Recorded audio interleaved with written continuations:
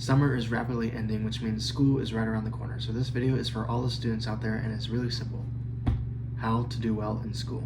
Hey everyone, welcome. If you're new here, my name is Cooper, and I'm a recent college graduate, documenting my journey post-graduation, as well as giving advice to you all here on this YouTube channel. So if that's something you're interested in, feel free to stick around. Alright, so this is a video about how to do well in school. So how do we do well in school? Actually do your work and do it on time. I know it sounds simple, but trust me when I say that actually doing your work and submitting it on time is probably the most basic and easiest thing that you can do to help set yourself up for success this coming school year. Diving into these concepts a little deeper, let's talk about the work portion first. Anything you want to achieve in life ultimately requires work. And so when it comes to school, doing your work is how you get to where you want to be, whether it be C student, B student, A student. Any of those paths require the work.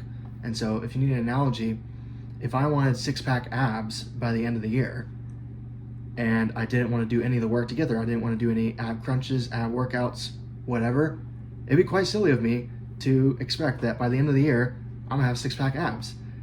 In order to get that to that goal, I need to do the work. And so school is no different, yet we treat it different. It's not different. It's just like everything else in life. And so setting abs, setting school aside, anything in life, whatever you want to achieve, do the work. As for the submitting it on time portion, you will not believe me when I tell you how many students in the current school system, including in college, do not do this.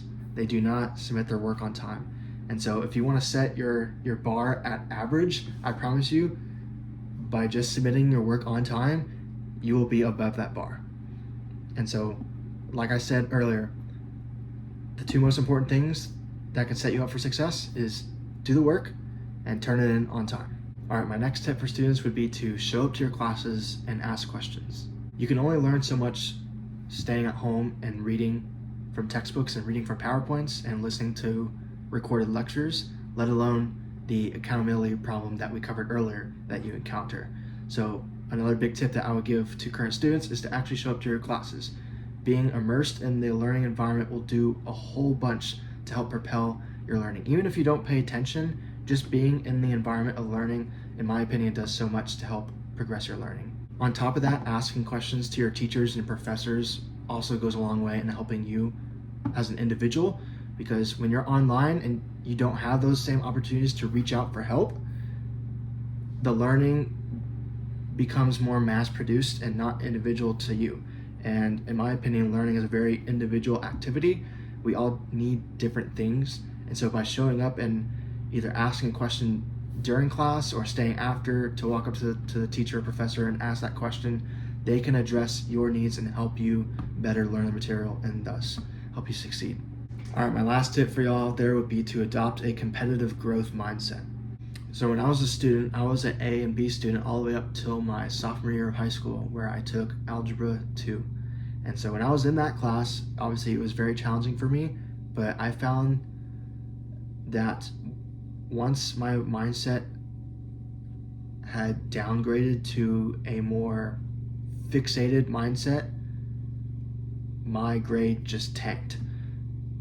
And I dove into a bad mindset of, well, I'm just stuck here and there's nothing I can really do about it. It's just too hard for me. Oh well. And my grade just suffered for months and months and months until eventually I kind of got woken up by a counselor who was saying, hey, yo, if you don't get your stuff together, you're going to fail out and you're going to have to retake this class the next year. And so thankfully there was a way out, because I went to high school in Texas, which had pre-AP courses. And so if you're in pre-AP, you're allowed to drop onto on level. And so that's what I had to do ultimately to save my grade. So within the last month of school, I dropped from my pre-AP level Algebra 2 class to my on-level class. And as soon as I did that, I immediately switched my mindset to a competitive growth mindset, showing up and seeing all my peers and my friends who are on the on-level class, saying to myself, I will be dead before any of these people get a better grade than me. I know it sounds extreme, but by adopting that mindset, I got a 99 the rest of the semester, and I eventually passed my class. And ever since then, I've gotten 2 Bs, both throughout my high school career and my college career. 2 Bs.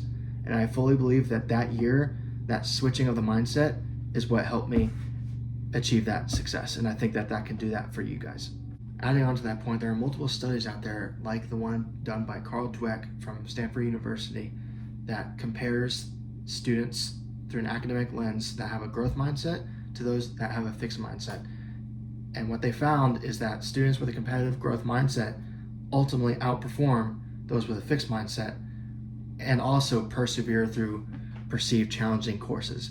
And so that's another piece of evidence for y'all, adding on to my testimony, that if y'all want to succeed in this upcoming school year, have a positive, growth-oriented mindset.